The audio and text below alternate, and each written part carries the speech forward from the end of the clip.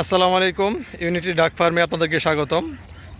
দর্শক, বিগত বেশ কিছুদিন যাবৎ ভারী বর্ষণে আমাদের পাড়ের কাছাকাছি একবারে পানি।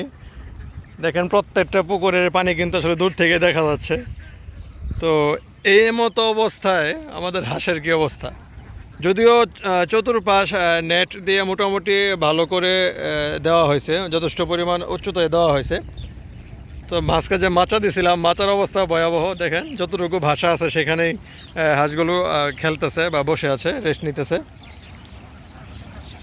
তো এই যে নেট আমরা করছি, নেটের ফাঁকে যেহেতু অনেক পানি হয়েছে, কিছু কিছু নেট কিন্তু খুঁটা নিচে থাকার কারণে নেটটাও একটু নিচের দিকে। তো এই সুযোগে কিছু ভদ্র হাঁস কী করছে দেখেন। কিরে, আয় আয় আয় আয়। ওরা একটা শুধু জায়গা পাইছে, ওই জায়গাতে বের হয়েছে। তো কিছু হাঁস হচ্ছে আমাদের নিয়ন্ত্রণের মধ্যে, আর কিছু হাঁস নিয়ন্ত্রণের বাহিরে। তো যেই কাজটা করছে দেখায়, সর্বোচ্চ মনে 10 মিনিট হয়েছে। মানে পুরা ঘাস কিছু খাইছে, কিছু নষ্ট করছে। মানে সাধারণত হাঁস যেটা করে, চু চু চু চু করে, যেটা করে এই দেখেন।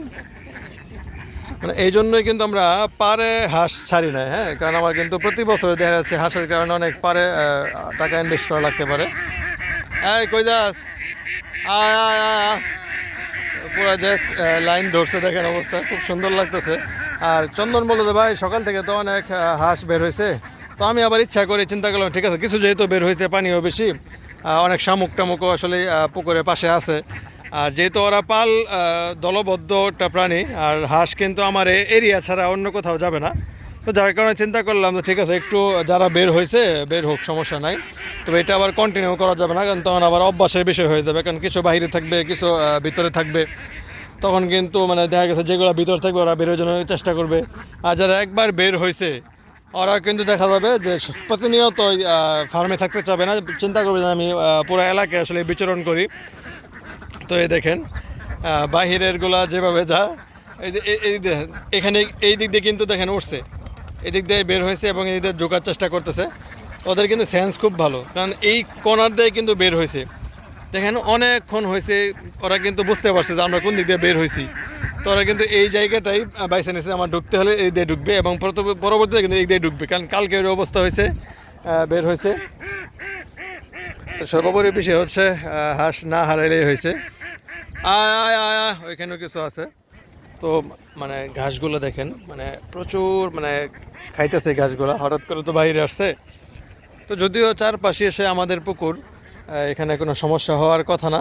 তবে আমরা চেষ্টা করবো যে পরবর্তীতে যেরকম না বের হয়, যেহেতু বর্ষাকাল, আরেকটু হয়তো বা নেটগুলো উঁচা করতে হবে। তো এই হচ্ছে অবস্থার মধ্যে আছি। ভারী বৃষ্টির কারণে সাময়িক একটু অসুবিধা হচ্ছে আমাদের, কিন্তু হাঁসের জন্য সুবিধা হচ্ছে, ওরা বাইরে বের হতে পারতেছে। বিভিন্ন ধরনের ঘাস, পোকামাকড়, তারপর হচ্ছে শামুক, ছোটো ছোটো মাছ, হ্যাঁ, যেগুলো অনেক সময় পুকুরের প্রয়োজন ছাড়া অনেক মাছ জন্মায়। যেমন ধরেন আমাদের এখানে থাকে হচ্ছে ওই কানপনা, আমরা বলি কানপনার অনেক থাকে। তো এগুলো হয়তো বা খাচ্ছে। তো যার কারণে দেখেও ভালো লাগতেছে। তো যার এই জন্য ঠিক আছে, ওরা যেভাবে থাকতেছে থাকতে থাকুক, তবে আজকের পরে যেন বের না হইতে পারে। তো দর্শক, এই হচ্ছে অবস্থা। বাড়ি বর্ষণে সাময়িক অসুবিধার মধ্যে আছি। তো দোয়া করবেন মোটামুটি যেন আর বৃষ্টি না হয়, কারণ পানি নিষ্কাশনের ব্যবস্থা আছে, তারপরেও অনেক এরিয়ার পানি, তো একটু যাইতে সময় লাগে। তো ওই সময়টা তো দিতে হবে আর কি। তো কিছু হাঁস বাহিরে, কিছু ভিতরে,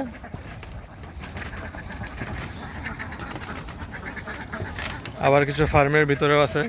তো এইভাবেই চলতেছে ওদের দিনকাল। সর্বোপরি বিষয় হচ্ছে ভালো থাকুক, সুস্থ থাকুক, এই দোয়া করবেন, বা আমরাও এই আশা করতেছি। তো দেখা যাক, আল্লাহ ভরসা।